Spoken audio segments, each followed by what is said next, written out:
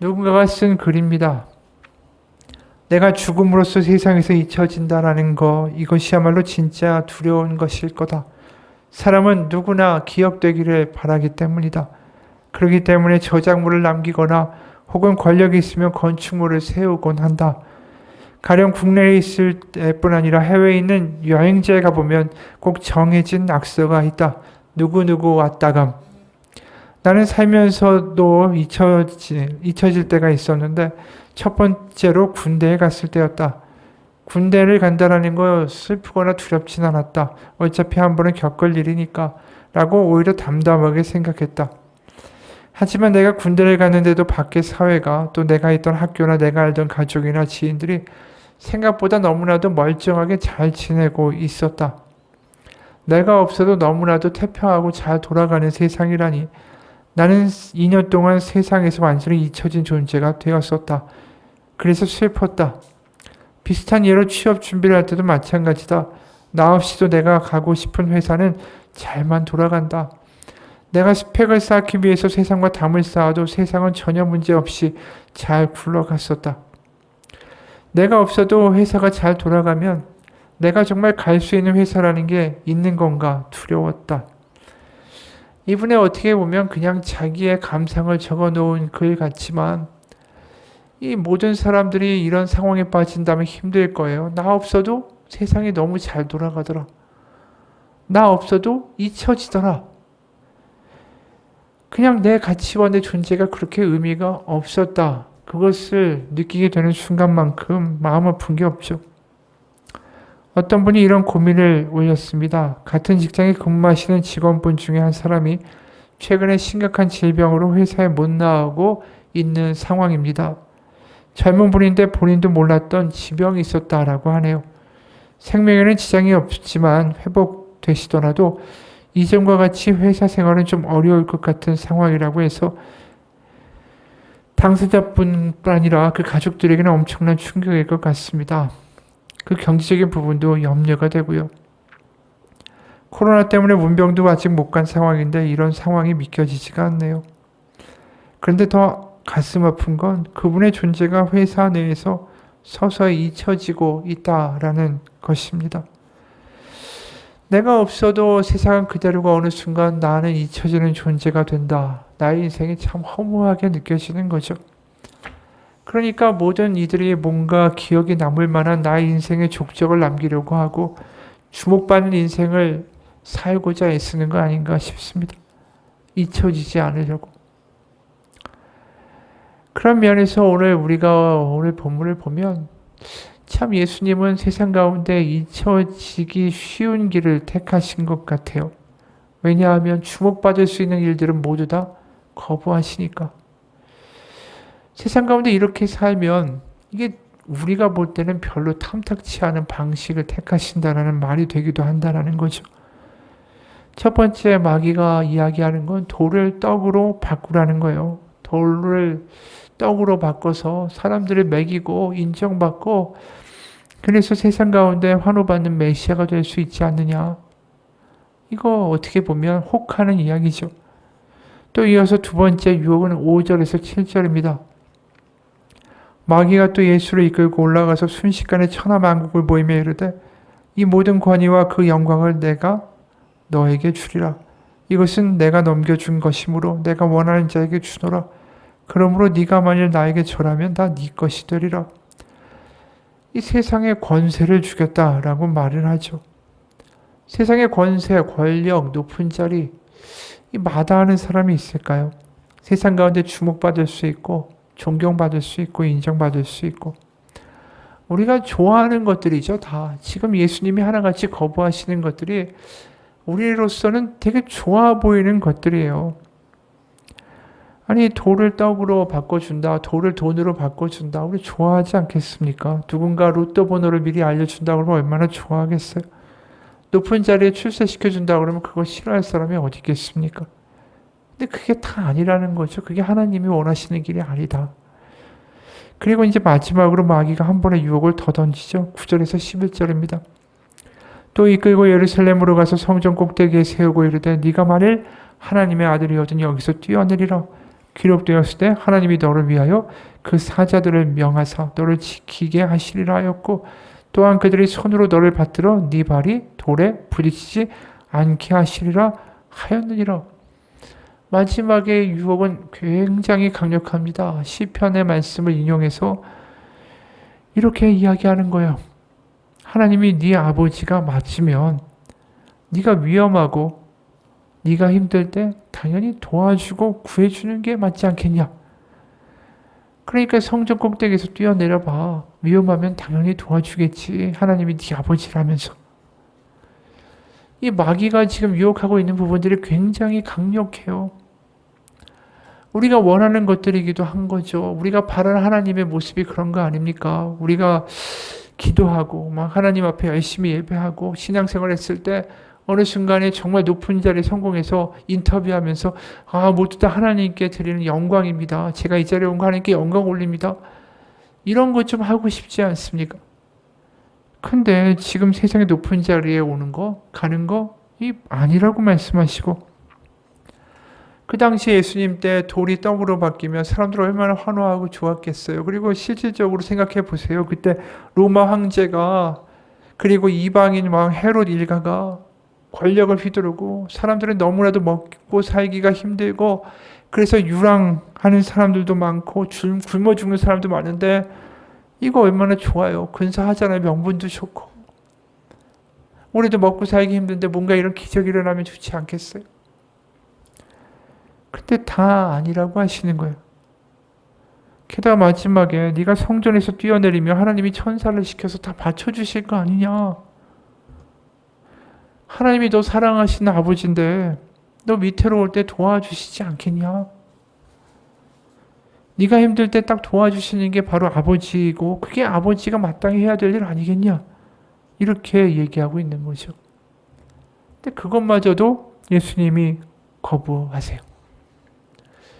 사실 우리가 원하는 하나님의 모습이 그거 아닙니까? 우리가 어려우면 도와주고 우리가 잘 돼서 하나님께 영광 올린다고 말할 수 있게 해주고 우리가 먹고 살기 힘들 때 다 기적을 베풀어서 뭔가 근사하게 역전을 시켜주시는 거. 다 아니래요. 근데 예수님이 지금. 참 우리로서 난감한 거죠. 왜 이렇게 이야기를 하실까? 하나님 우리 아버지가 맞으면 그래도 이렇게까지 하실 필요는 없는 거 아닌가? 그런 생각이 들어요. 근데 지금 예수님이 이렇게까지 하시는 이유에는 분명히 한 가지가 있습니다. 답을 말하자면 지금 예수님은 하나님의 자녀라는 게 과연 무슨 뜻인가를 우리 가운데 분명하게 보여주고자 하신다라는 거예요. 실제로 오늘 본문에서 보면 계속해서 굉장히 주목하면서 봐야 될 표현이 하나 있습니다. 마귀가 예수님께 유혹할 때마다 이런 말들을 덧붙여요. 만약 네가 하나님의 아들이거든. 이것을 원래 이 헬라어의 문법 그대로 살려서 번역하면은 네가 하나님의 아들이니까 이렇게 번역할 수가 있어요. 그러니까 마귀가 예수님의 정체를 몰라서 네가 만약 하나님의 아들이면 이렇게 말하는 게 아니라 사실상 마귀가 예수님의 정체를 알죠. 네가 하나님의 아들이니까 이렇게 할 수 있지 않겠냐? 이렇게 하면 하나님 이렇게 반응하시지 않겠냐? 이렇게 이야기하는 거예요. 네가 하나님의 아들이니까 하나님이 구해주실 거 아니야? 먹을 것도 만들어주시고 뭔가 기적도 하고 이렇게 할 수 있게 하시는 하나님 아니겠어? 네가 하나님의 아들인데 배고픈 사람 많은데 좀 돌을 떡으로 만들어서 좀 먹이는 거 어때? 그게 하나님 아버지시라며. 우리가 시험에 드는 이유가 지금 마귀가 하는 거하고 똑같은 데서 걸려요. 하나님 나를 사랑하신다면서 하나님이 내 아버지라면서 왜 내 삶은 이렇게 힘들어? 하나님이 내 아버지라면서 돌을 떡으로 좀 바꿔서 기적을 일으켜서라도 나를 좀 도와주면 안 되나? 내가 하는 일은 내가 지금 겪고 있는 문제가 너무 위태로워서 정말 63빌딩에서 떨어지는 것 같이 위험한데 왜 하나님은 그 나락에서 나를 건져주지 않는 거지? 지금 마귀가 얘기하는 게 하나같이 다 걸린다라는 거죠. 다른 말로 예수님이 지금 직면하고 있는 시험거리들이 예수님에만 해당되는 게 아니라 우리의 시험이기도 하다라는 거예요. 실제로 성경에서 예수님 하나님의 아들이라고 이야기하는 게 아닙니다. 우리를 보고 하나님의 아들이라고, 자녀라고 하고 있죠. 다시 말해서 예수님에게 걸리는 이 유혹과 시험의 내용이 동일하게 우리에게도 걸리고 있다는 겁니다. 그리고 우리가 하나님의 아들이라면, 하나님의 자녀라면, 하나님의 딸이라면 이 시험에서 예수님처럼 뭔가 이겨낼 수 있는 게 필요하다라는 거죠. 다시 말해서 하나님의 자녀라는 게 뭔가에 대해서 우리가 다시 한번 생각해 봐야 한다는 거예요. 우리가 이런 구절을 많이 합니다. 하나님의 아들이다 너는 자녀다. 갈라디아서 4장 4절에서 7절입니다. 때가 참에 하나님이 그 아들을 보내사 여자에게서 나게 하시고 율법 아래에 나게 하신 것은 율법 아래에 있는 자들을 속량하시고 우리로 아들의 명분을 얻게 하려 하심이라. 너희가 아들이므로 하나님이 그 아들의 영을 우리 마음 가운데 보내사 아빠 아버지라 부르게 하셨느니라. 그러므로 네가 이후로는 종이 아니요 아들이니 아들이면 하나님으로 말미암아 유업을 받을 자니라. 5절에 아들의 명분을 얻게 하셨다. 이걸 더 정확하게 엄밀하게 말하면 우리를 양자로 입양하셨다라는 표현이에요.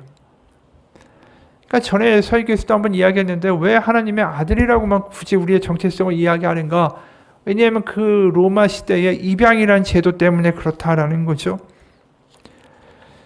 이 로마 시대 입양 제도가 유력하고 부유한 심지어 이 황제의 가문까지도 이 자식이 일찍 죽은 경우에 누군가를 데려다가 아들로 양자를 삼아서 그 모든 권력과 권세와 가정을 물려주는 것이 흔했습니다. 그러니까 이 양자가 그 이전에 어떠한 신분이었던 상관없이 그 입양만 되면 친자하고 똑같은 귀족이 되는 거예요. 그렇기 때문에 우리가 받은 구원을 입양이라고 표현하다 보니까 이제 아들이다라고 표현하는 거죠. 근데 어쨌든 간에 우리는 이후로는 네가 종이 아니고 아들이고 하나님의 유업을 받는다. 이런 이야기를 들으면서 우리는 하나님의 자녀가 됐구나. 그 소식에만 집중해요. 로마서 8장에도 이런 말씀이 있습니다. 14절, 15절. 무릇 하나님의 영으로 인도함을 받는 사람은 그 하나님의 아들이라. 너희는 다시 무서워하는 종의 영을 받지 아니하고 양자의 영을 받았으므로 우리가 아빠 아버지라고 부르짖느니라. 많은 경우에 이 구절들을 이야기하면서 하나님이 아빠 아버지니까 우리가 기도하면 하나님이 다 들어주시고 우리가 어려우면 도와주고 우리가 나락으로 떨어질 것 같으면 천사들 보내서 받쳐주고 이런 걸 기대한다라는 거죠. 당연히. 게다가 요한복음 1장에는 뭐라고 말씀합니까? 12절, 13절 영접하는 자, 곧 이름을 믿는 자들에게는 하나님의 자녀가 되는 권세를 주셨으니 이는 혈통으로나 육적으로나 사람의 뜻으로 나지 아니하고 오직 하나님께로부터 난 자들이니라. 여기 뭐라고 말하죠? 자녀가 되는 권세를 주셨으니. 이 권세라는 말 자체가 주는 뉘앙스가 있지 않습니까? 아, 자녀가 권세가 있구나. 우리가 그래서 하나님 자녀가 됐으니까 위태로운 상황에 처했을 때 기도하면 들어주시고 우리가 배고플 때 뭔가 돌이 떡으로 바뀌는 것 같은 기적들을 일으켜주시고 우리 사랑하시는 아버지시니까 그렇게 하실 거다라고 자연스럽게 연결이 되게 돼요. 사실은 그게 틀린 말은 아니죠. 왜냐하면 일부분에 또 맞는 구석도 있어요. 왜냐하면 우리가 오병이어를 보게 되면 예수님이 굶주리고 힘든 이들 예수님 따라오던 그 사람들을 보시면서 이렇게 말씀하시잖아요. 마태복음 15장 32절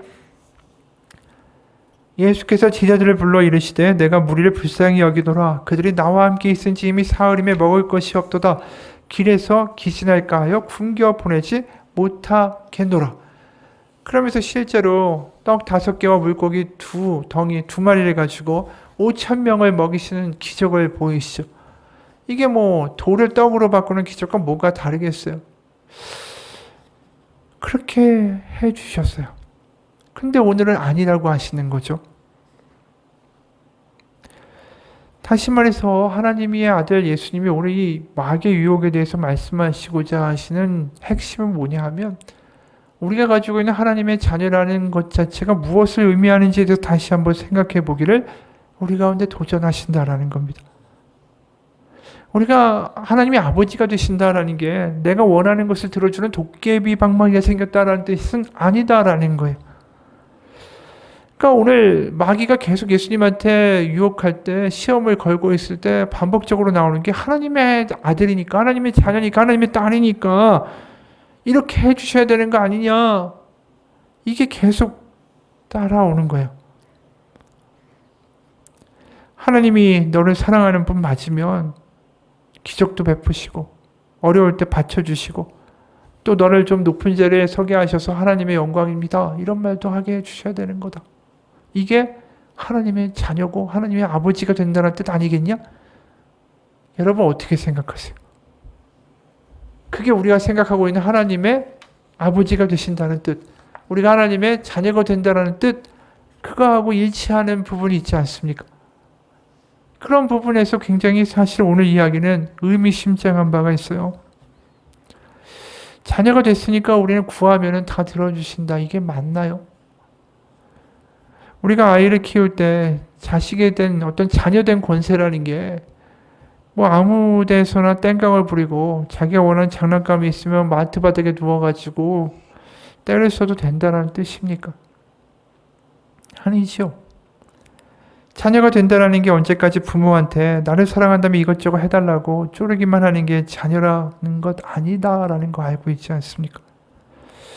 부모라면 자식이 늘 그렇게 땡깡하고 아빠, 엄마, 나 사랑하는 거 맞으면 이거 해줘 저거 해줘 그런 자식으로 계속 머물러 있기를 기대하는 부모는 한 사람도 없어요. 부모가 자식에게 바라는 것은 성숙하고 철이 들고 정말 좋은 어른으로 사랑 많은 사람으로 성장하기를 바라는 거 아닙니까? 그게 자녀라는 말에 포함되는 뜻 아닐까요? 그런데 오늘날 많은 신앙인들이 아들이 됐고 딸이 됐다라는 말을 들을 때마다 다 6살짜리 애가 돼요. 그냥 자기 마음대로 살아요, 아이들처럼. 그러다가 급할 때 되면 부모 찾듯이 급할 때만 와서 하나님을 찾습니다. 주여 믿습니다. 막 부르짖고 아브라함과 야곱과 이삭의 하나님, 조용기 목사님의 하나님, 나의 하나님 이렇게 찾으면서 역사하여 주옵소서. 목소리 크면 더 하나님이 들어주실 줄 알고 그렇게 부르짖습니다. 그런데 오늘 그런 모습에 대하여 예수님이 지금 놓으라고 하시는 거예요. 하나님의 자녀라면, 하나님의 아버지라고 믿고 사는 사람이라면 그런 식의 삶이 자녀의 삶에 하나님이 원하시는 모습이 아니다라는 거죠. 하나님이 그분의 자녀를 먹이시는 것은 당연합니다. 이미 이야기한 대로 오병이어의 기적도 베푸시죠. 그리고 주기도문에 뭐라고 합니까? 우리에게 일용할 양식을 주옵시고 이렇게 기도하라고 하세요. 하지만 하나님이 우리를 먹이신다는 문제, 그건 맞는 이야기예요. 우리가 힘들고 지칠 때 도우신다는 것도 맞는 이야기. 하지만 그게 자녀의 권세, 자녀됨의 전부라고 말하는 것 자체는 잘못됐다는 거죠. 오늘 예수님이 마귀의 유혹을 거부하시면서 우리 가운데 자녀라는 게 과연 무엇인가 해서 분명하게 보여주세요. 자녀가 된다는 건 내가 원하는 것을 이루어주는 하나님을 아버지로 내가 두었다는 뜻이 아닙니다. 우리의 관심은 내가 원하는 것이 이루어지는데 온통 쏠려 있지만 하나님의 관심은 내가 더 영적으로 자라고 성숙하고 달라지는 데에 관심이 있는 거예요. 그러니까 우리가 자녀됐다라는 게 뭔가 얻어내는 데에 자녀됨에 관심이 있다면 하나님은 우리 하나님의 아들이다. 넌 나의 딸이다라고 말씀하실 때 그분은 우리가 성숙하고 철이 들고 그리스도의 장성한 분량까지 자라나는데 훨씬 더 많은 관심을 갖고 계시다라는 거죠. 그러니까 우리는 마치 아이의 관심은 사탕에 가 있지만 부모는 그 자녀가 그 시기를 넘어서서 좀 더 바른 인생의 목표를 가지고 성장하여 자라가기를 바라는 게 부모의 관점 아닙니까? 늘. 그러다 보니까 하나님의 관심과 우리의 관심이 달라지니까 우리는 뭘 느끼게 됩니까? 하나님이 나를 사랑하지 않는다고, 하나님이 존재하지 않는다고 결론 짓는다라는 거죠. 하지만 하나님의 관심은 내가 원하는 것을 이루어주는 데 있는 게 아니라 내가 성숙하고 그리스도의 장성한 분량으로 자라나고 그래서 하나님의 자녀라는 이름에 걸맞게 자라나기를 바라세요. 그러니까 하나님의 사랑과 하나님의 열심은 거기에 쏠려 있는 거예요. 하나님은 우리가 성장해 나가기를 만드시는데 최선을 다하세요. 그게 부모의 마음이죠. 맨날 사탕 달라고 사탕만 주는 게 부모입니까? 아니죠. 이 아이가 자라나는데 더 신경을 쓰는 게 부모의 마음이고 하나님의 관심은 온통 거기에 가 있는 거예요. 열심도. 그게 하나님이 우리 안에서 이루고자 하시는 일입니다. 그 과정에서 삐지는 거죠. 우리는 사탕 안 준다고 삐지고 신앙이 흔들거리고 기도한다고 뭐 되겠어. 내가 원하는 대로 해주지도 않는데 어차피 구해도 들어주시지도 않는데 뭘 기도를 해. 이렇게 말하게 된다는 거죠. 근데 여기서 놀라운 게 하나님의 사랑이에요. 하나님이 아버지가 되셨다라는 진정한 의미는 우리가 원하는 것을 들어주셔서 아버지가 되시는 게 아니라 내가 삐져 있고 실망해 있고 왜 내 말대로 안 해주냐고 막 땡깡을 부려도 우리를 미워하거나 못됐다고 하거나 우리에 대한 기대를 포기하는 게 아니라 여전히 우리에 대한 기대를 포기하지 않고 우리를 바꾸어 나가기 열심이신 게 우리의 아버지시다. 이게 하나님이 우리의 사랑하신다는 뜻이에요.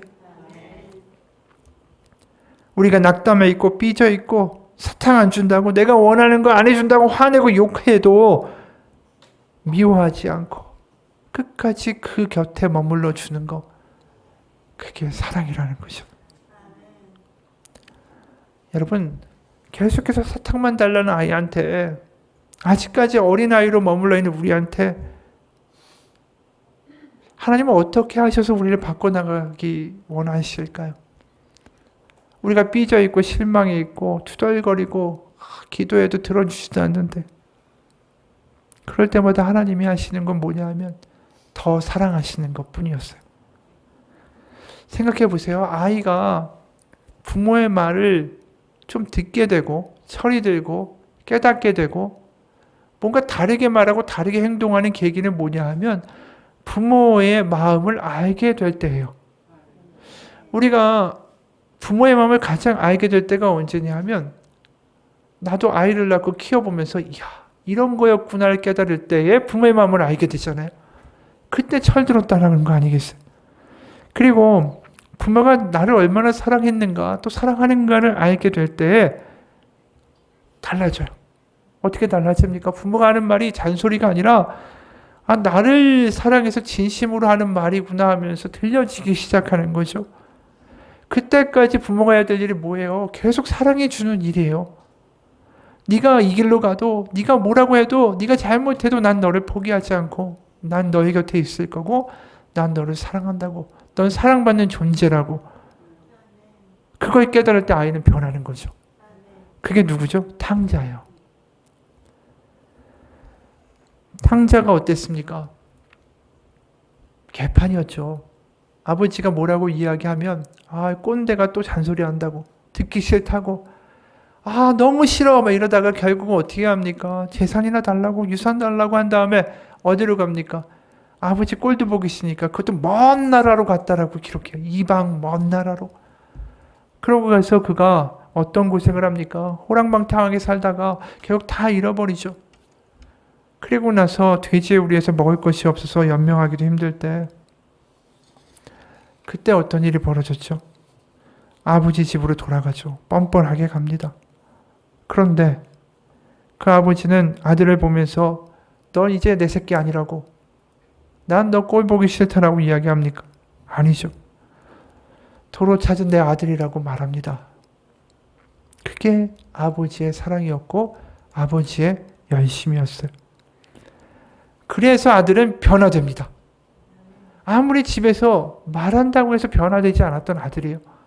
이렇게 하면 안 된다, 이렇게 살아야 된다 아무리 이야기해도 다 콧방귀 끼던 아들이 결국 나중에 다 깨져서 돌아왔을 때 자기를 그래도 그런 아들이라도 끝까지 머물러주고 사랑해주는 아버지를 봤을 때 그때 변화된 거예요. 그러면서 이제 그 아들은 어떻게 됩니까? 이제 아버지 집에 살면서 아버지가 어떤 이야기를 해도 그게 잔소리를 들릴까요? 전혀 아니죠. 아버지가 무슨 이야기를 해도 그건 나를 향한 사랑이다. 은혜다. 나를 사랑해서 저 아버지가 또 저렇게 이야기하는구나.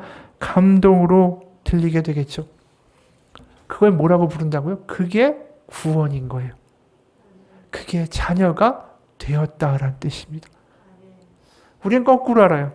자녀가 됐으니까 탕자처럼 우리가 원하는 거 다 받아낼 수 있는 게 자녀라고 생각하는 거예요. 그러니까 탕자가 아버지한테 유산 달라고 해서 그거 얻어내서 뛰어나가는 그 자리에만 계속 자녀로 우리가 그 수준에서 머물러 있는 거예요.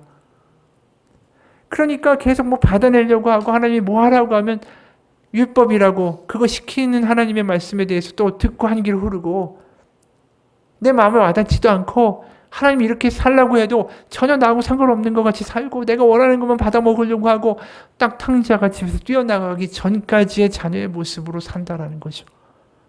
근데 하나님은 결국 우리를 어느 모습까지 만들어가기 원하시냐 하면 결국 아버지의 말이 사랑의 말로 들려지는 그 자리까지, 그리고 그 자녀가 구원받았다라는 최종 목적지가 거기인 거예요.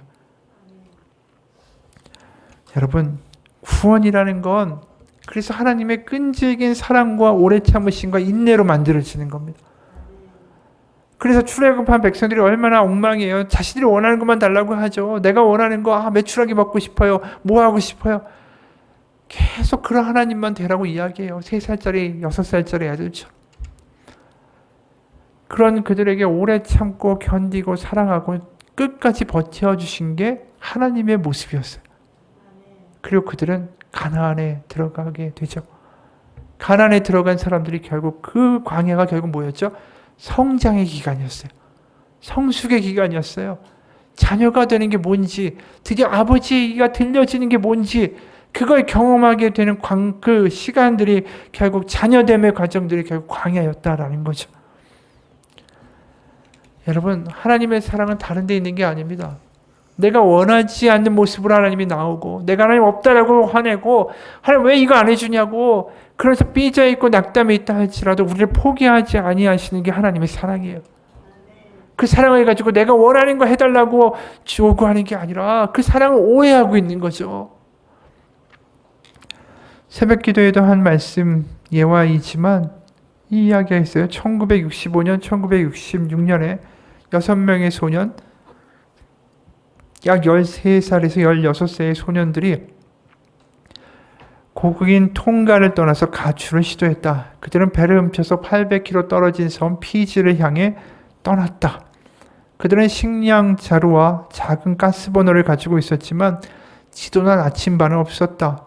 능숙하지 않은 항해 기술과 험난한 바다 때문에 그들은 8일 동안의 길을 잃고 표류하다가 간신히 육지에 도착했다. 그러나 그곳은 황량하고 불모지였던 아타섬이었다. 통가 소년들은 15개월 동안 그곳에 머물러야 됐고 그곳에 머무는 동안에 그 중에 몇 명은 다리가 부러졌다. 게다가 그곳에서 지낸 2번의 여름 동안 비가 거의 내리지 않으니까 소년들은 갈증을 해소하기 위해서 새의 피를 마셔야만 했다. 그런데도 마침내 이들은 구조됐다. 호주 사람인 피터 워너 선장이 일하러 가던 중에 우연히 이들을 발견하고 구조한 것이다. 대부분의 구조의 이야기는 여기서 끝나곤 한다. 그런데 이 구조 이후에 이 소년들의 삶은 어땠을까? 그것은 좋은 소식만 아니었다. 피터 워너가 이 소년들을 집으로 돌려보내자마자 이들은 배를 훔친 혐의로 체포되었다.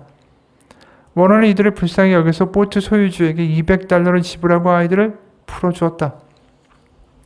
그 후에 피터 워너는 시드니에서 다니던 직장을 그만두고 통가에 장기간 머물기로 결심했다. 그는 그곳에서 어업을 시작했고 난파된 소년들을 선원으로 고용했다.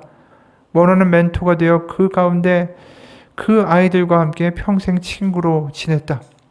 소년 한 명은 그와 수십 년의 우정을 쌓으며 이렇게 말했다. 그는 내게 아버지와 같은 존재라고. 여러분, 구원이라는 게 이런 거예요. 그냥 자녀가 되었다. 네가 원하는 것을 이루어줄게가 아니라 우리가 엉망이고 다른 길로 갈 때까지 그걸 그냥 놔두는 게 아니라 그 옆에서 계속 머물러주고 우리가 어느 길을 가더라도 내가 너를 포기하지는 않는다라는 것을 보여주는 게 구원이라는 거죠.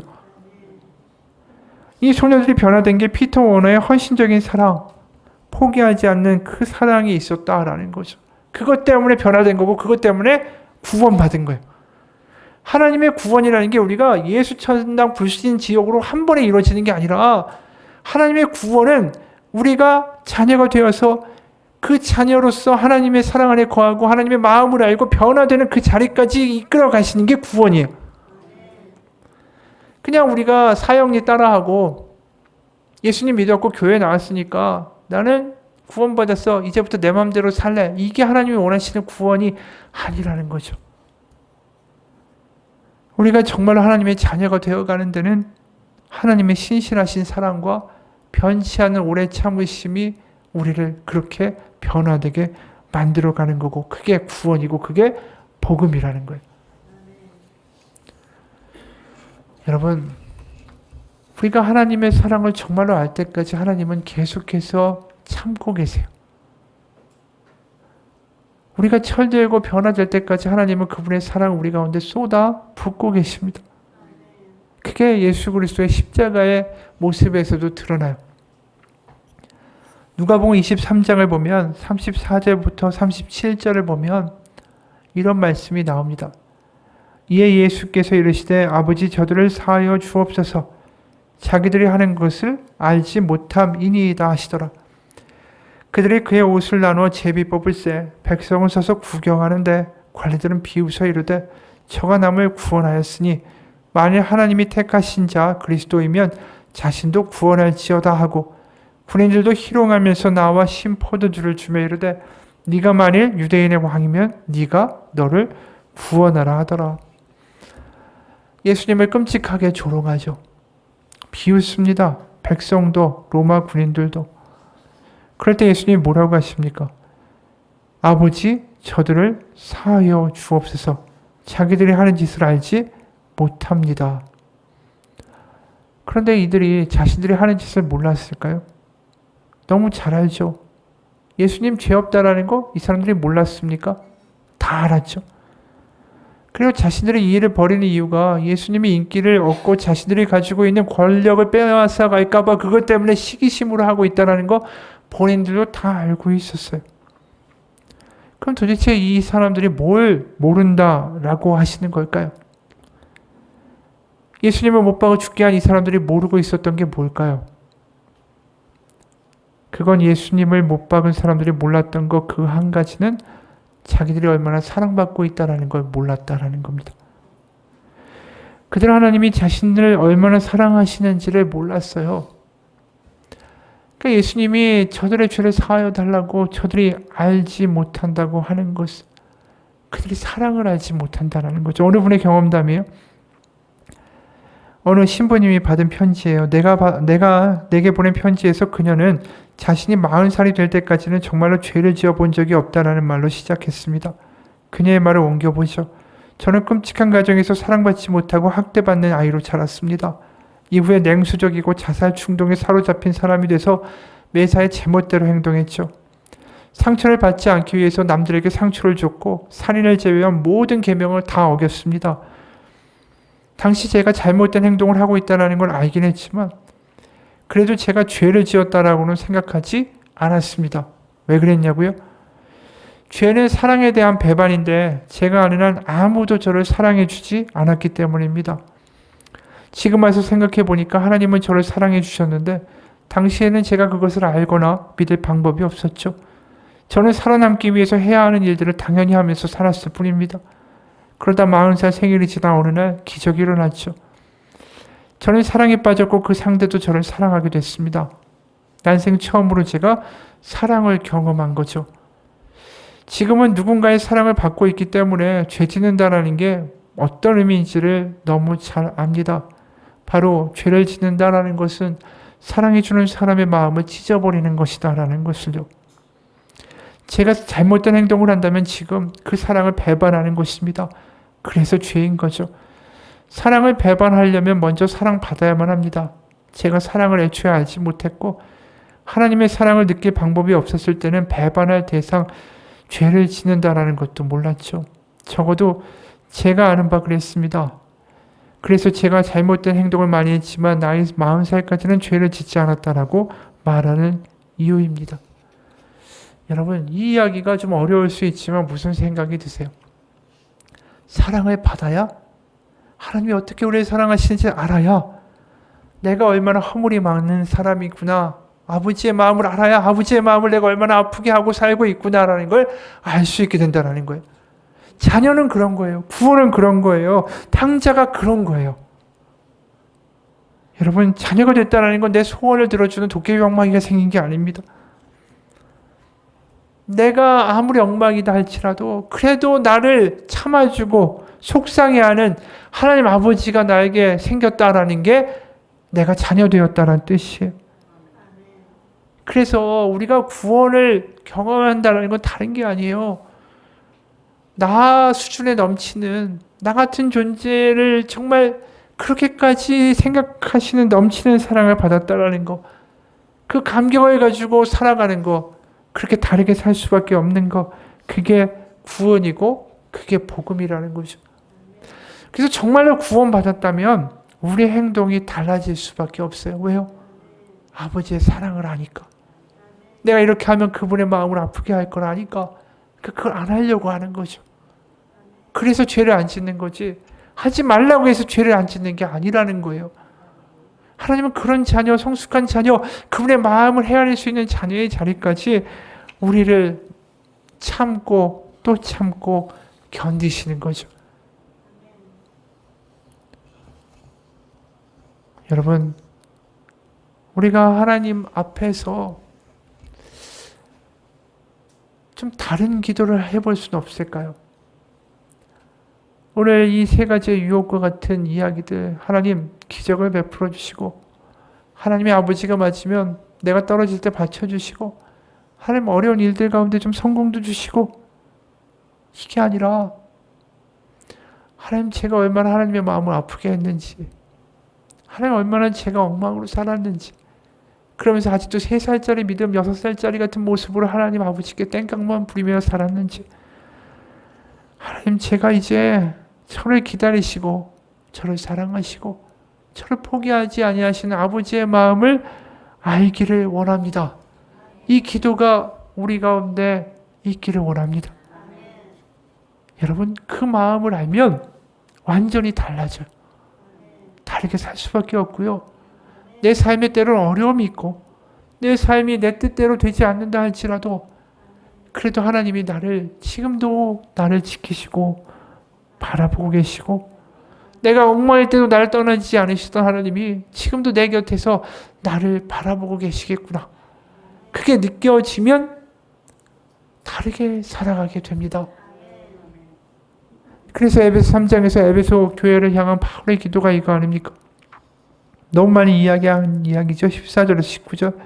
이러므로 내가 하늘과 땅에 있는 각 족속의 이름을 주신 아버지 앞에 무릎을 꿇고 비노니 그의 영광의 풍성함을 따라 그의 성령으로 말미암아 너희 속사람을 능력으로 강건하게 하시오며 믿음으로 말미암아 그리스도께서 너희 마음에 계시게 하시옵고 너희가 사랑 가운데 뿌리가 박히고 터가 굳어져서 능히 모든 성도와 함께 지식에 넘치는 그리스도의 사랑을 알고 그 너비와 길이와 높이와 깊이가 어떠함을 깨달아 하나님의 모든 충만하신 것으로 너에게 충만하게 하시기를 구하노라.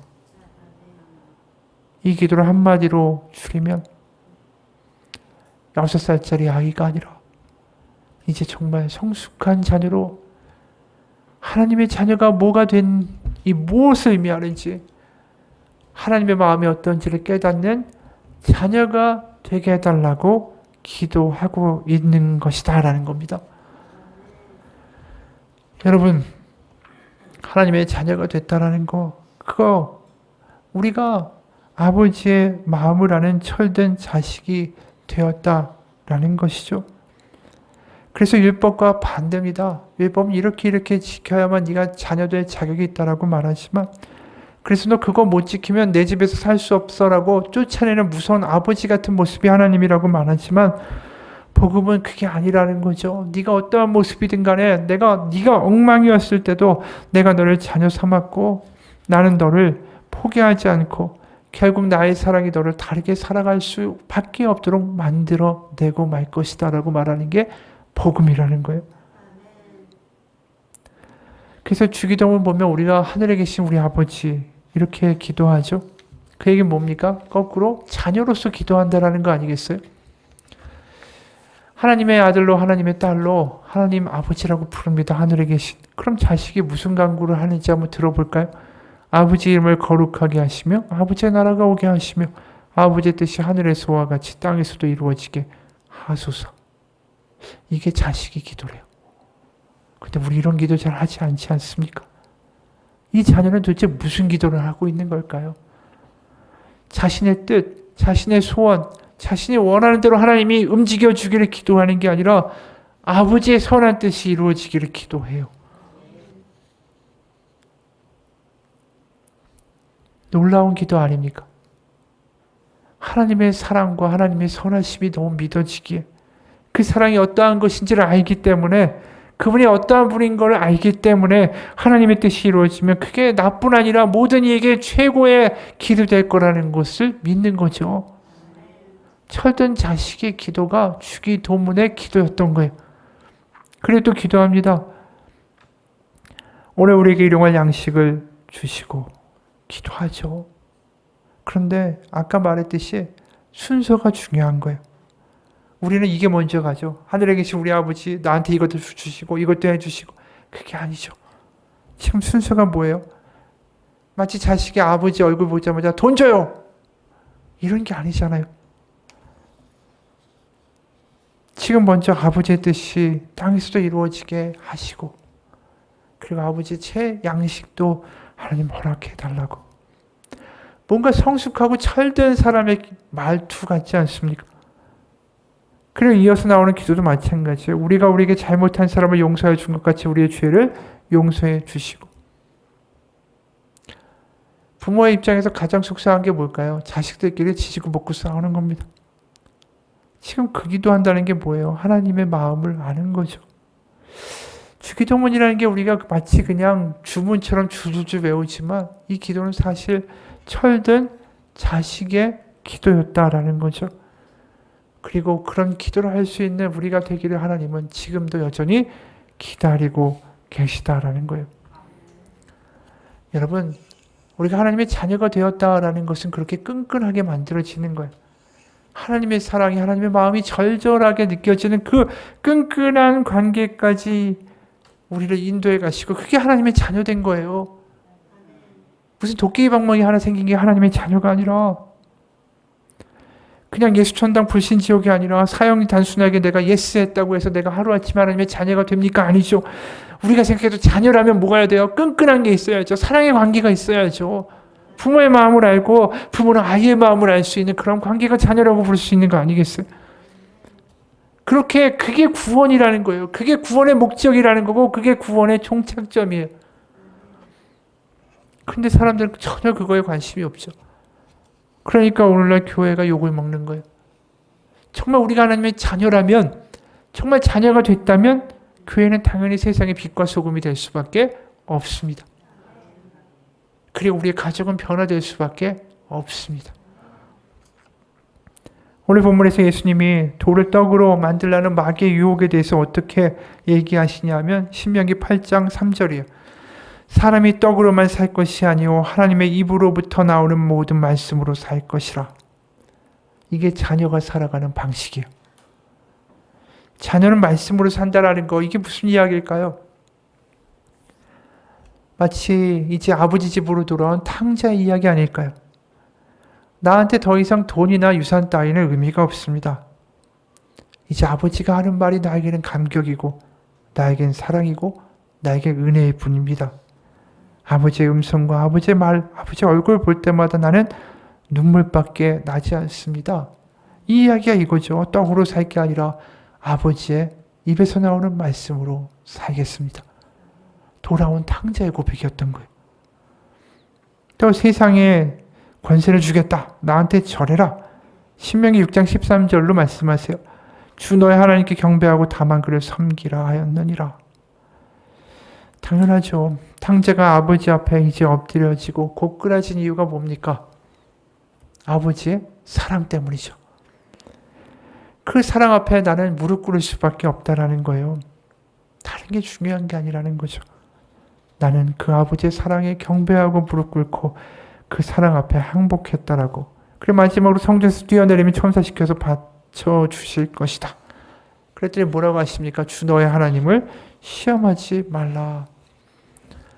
결국 이 시험이 뭡니까? 하나님의 사랑을 시험하지 말라는 이야기예요. 이렇게 하면 하나님 나 사랑하는 거고 이렇게 하면 사랑하지 않는 거다.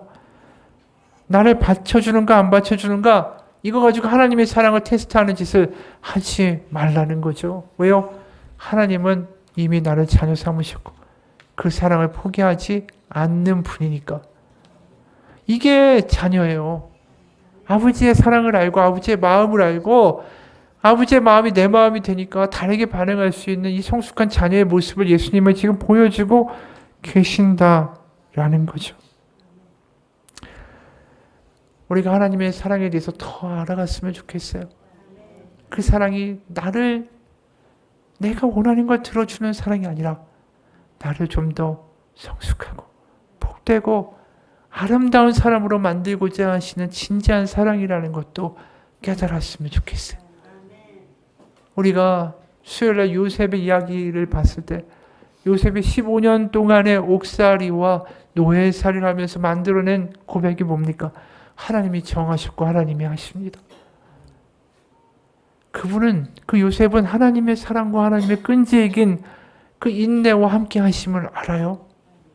그리고 지금 눈앞에 보이는 게 원하는 대로 되지 않더라도 하나님이 나를 포기하시지 않는다라는 것을 믿고 살아가고 있죠.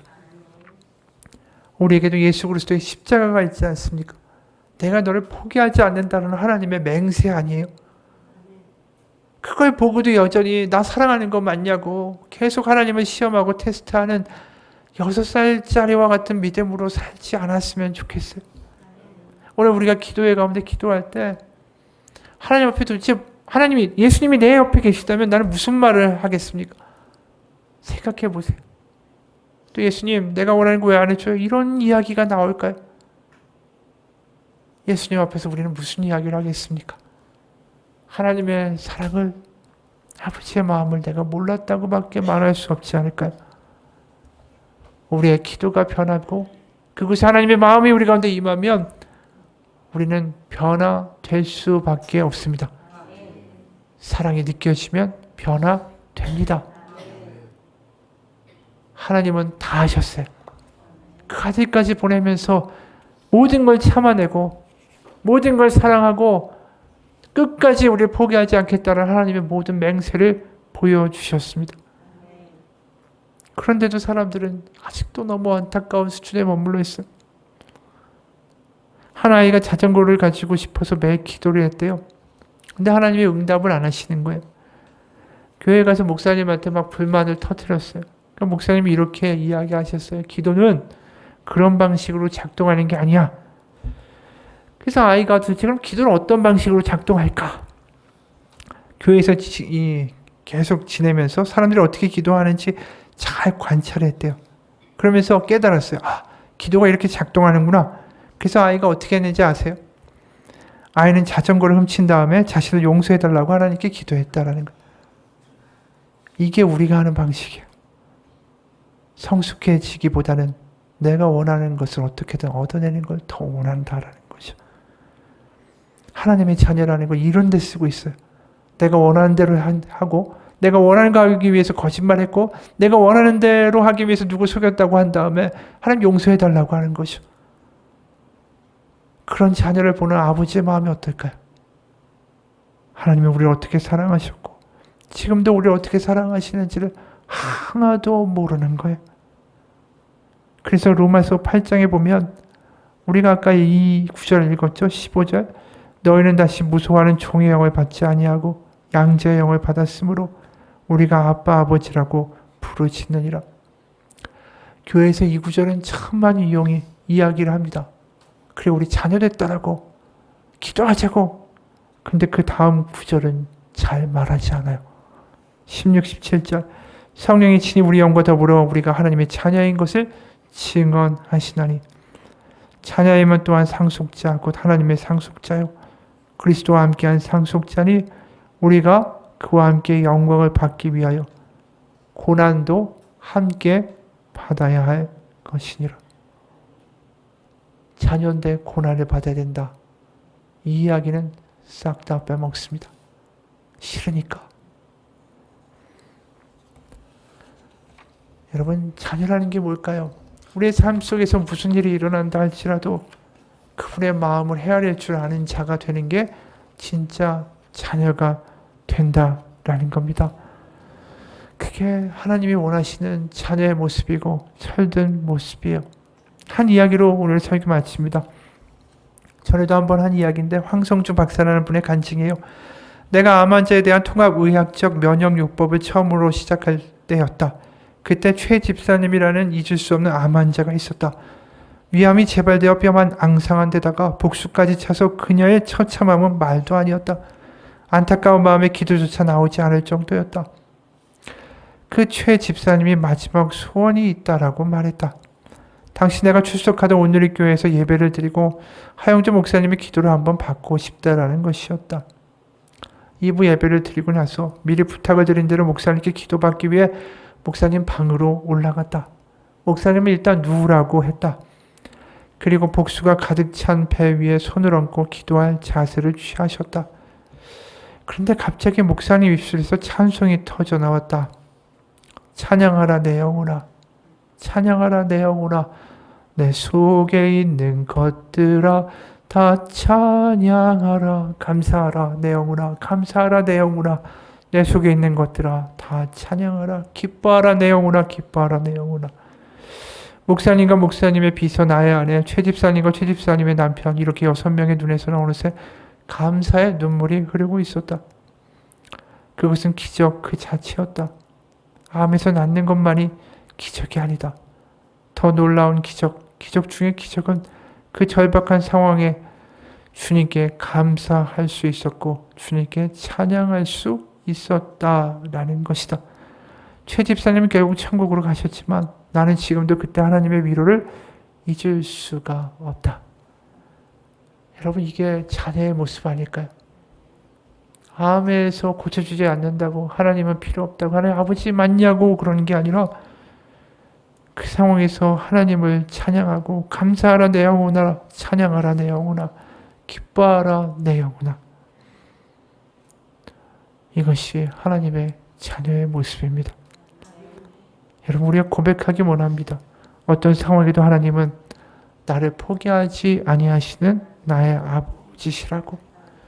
지금도 나를 이끌어 가시는 하나님, 그분을 내가 보지 못하는 장님이었다고. 같이 기도하겠습니다. 하나님, 우리 하나님의 자녀가 되었다라는 말을 좋아합니다. 하나님이 우리를 사랑하시고 우리 아버지시니까 내가 원하는 것을 들어주실 것이라고 기도하고 믿어 의심치 않습니다. 하나님, 하지만 내가 원하는 대로 되지 않아도 하나님은 선한 아버지시고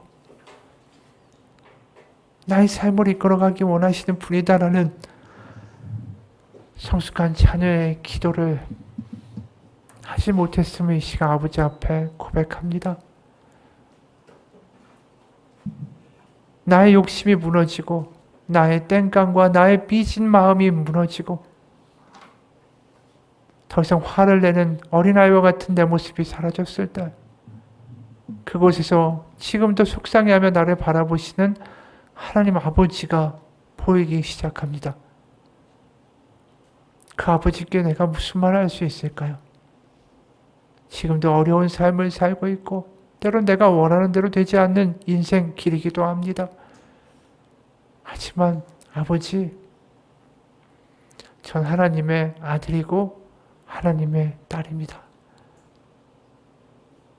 그리고 아버지가 나를 바라보시는 그 마음을 나도 알기 원합니다. 그리고 그 사랑을 더 경험하기 원하고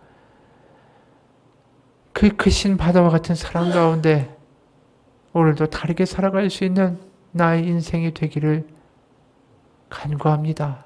예수 그리스도 이름 받들어 기도합니다. 아멘.